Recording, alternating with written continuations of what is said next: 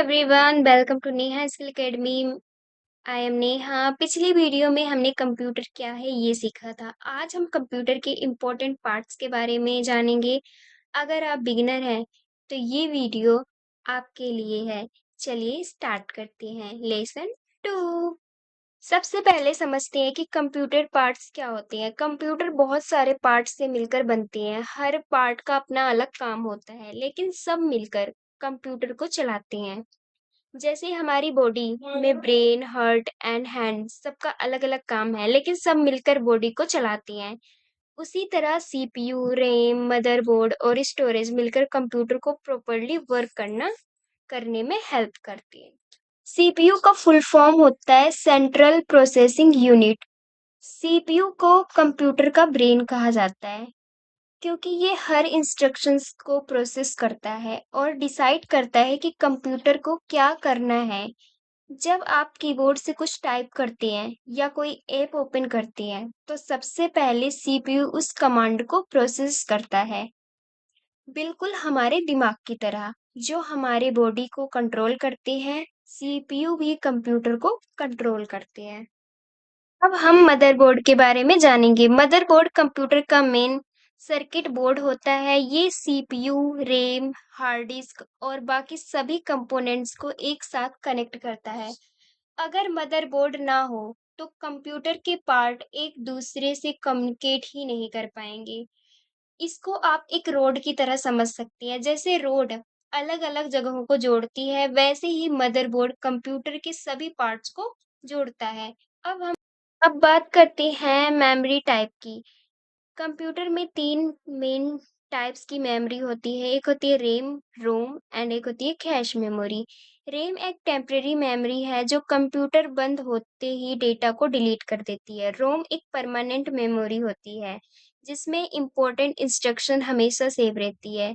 Cache memory सबसे fast memory होती है और सीपीयू के पास होती है। ये फ्रिक्वेंटली यूज डेटा को स्टोर करती है, जिससे कंप्यूटर फास्टर परफॉर्मेंस देता है। Simple example, RAM study table की तरह, रोम अलमारी की तरह और कैश मेमोरी एक नोटबुक की तरह होती है जो हमेशा आपके हाथ के पास रहती है।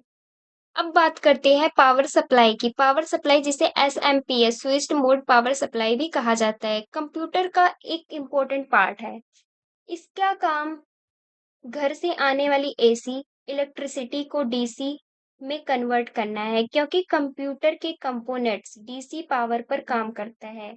ये सीपीयू, मदरबोर्ड, हार्ड डिस्क और बाकी सभी पार्ट्स को पावर सप्लाई करता है। सिंपल एग्जांपल में समझते हैं तो जैसे मोबाइल चार्जर इलेक्ट्रिसिटी को फोन के लिए सुटेबल पावर में कन्वर्ट करता है, वैसे ही एसएमपीएस कंप्यूटर के लिए काम करता है। इसके बिना कंप्यूटर स्टार्ट ही नहीं होगा।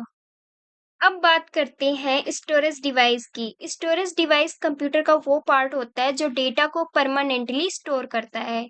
इसमें आपको photos, videos, document, software and file safely save रहता है। कंप्यूटर बंद होने के बाद भी ये डेटा डिलीट नहीं होता। कॉमन स्टोरेज डिवाइसेस हैं SDD, hard disk drive, SSD, solid state drive और पेन ड्राइव।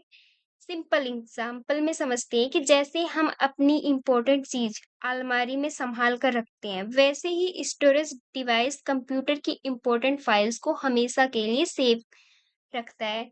इसलिए स्टोरेज डिवाइस कंप्यूटर का एक बहुत इंपॉर्टेंट पार्ट माना जाता है। अब बात करते हैं ग्राफिक्स कार्ड की। ग्राफिक्स कार्ड, जिसे जीपीयू यानी ग्राफिक्स प्रोसेसिंग यूनिट भी कहा जाता है, कंप्यूटर में इमेज, वीडियोस एंड ग्राफिक्स को स्क्रीन पर दिखाने का काम करता है। ये हाई क्वालिटी ग्राफिक्स और स्मूथ परफॉर्मेंस प्रोवाइड करता है। अगर आप गेमिंग, वीडियोस एडिटिंग या ग्राफिक्स डिजाइनिंग करते हैं, तो एक अच्छा ग्राफिक्स कार्ड बहुत ज़रूरी होता है। सिंपल एग्जांपल में समझते हैं कि जैसे एक प्रोजेक्टर इमेज को स्क्रीन पर क्लियरली दिखाता है, वैसे ही ग्राफिक्स कार्ड कंप्यूटर की स्क्रीन पर फोटोज, वीडियोस एंड गेम्स को क्लियर और स्मूथ तरीके से डिस्प्ले करता है। बात करते हैं इनपुट डिवाइस की। इनपुट डिवाइसेस वो डिवाइसेस होते हैं जिनकी हेल्प से हम कंप्यूटर में डेटा और इंस्ट्रक्शन एंटर करते हैं। कॉमन इनपुट डिवाइस है keyboard, mouse, scanner and microphone. जब आप कीबोर्ड से टाइपिंग करती हैं, माउस से क्लिक करते हैं या माइक्रोफोन से अपनी वॉइस रिकॉर्ड करती है, तो ये सब इंफॉर्मेशंस कंप्यूटर को भेजते हैं। सिंपल एग्जांपल में समझते हैं, जैसे एग्जाम में आप आंसर शीट पर अपना आंसर लिखते हैं, वैसे ही इनपुट डिवाइस कंप्यूटर को इनपुट देती हैं। इसके बाद कंप्यूटर उस डेटा को प्रोसेस करता है और उसका रिजल्ट दिखाता है। नेक्स्ट लेसन में हम आउटपुट डिवाइसेस समझेंगे। तो आज हमने कंप्यूटर के इम्पोर्टेंट पार्ट के बारे में सीखा। मुझे उम्मीद है कि अब आपको कंप्यूटर पार्ट का बेसिक कॉन्सेप्ट अच्छी तरह समझ में आ गया होगा। अगर कोई डाउट होगा तो आप मुझे कमेंट कर देना, मैं वो पार्ट्स आपको क्लियरली समझा दूंगी। अगर ये वीडियो आपको हेल्पफुल लगी हो तो लाइक ज़रूर करें, कमेंट करके बताइए कि आपको ये लेसन कैसा लगा और नेहा स्किल एकेडमी को सब्सक्राइब करना ना भूलें। मिलते हैं नेक्स्ट लेसन में। Thank you for watching. Have a great day.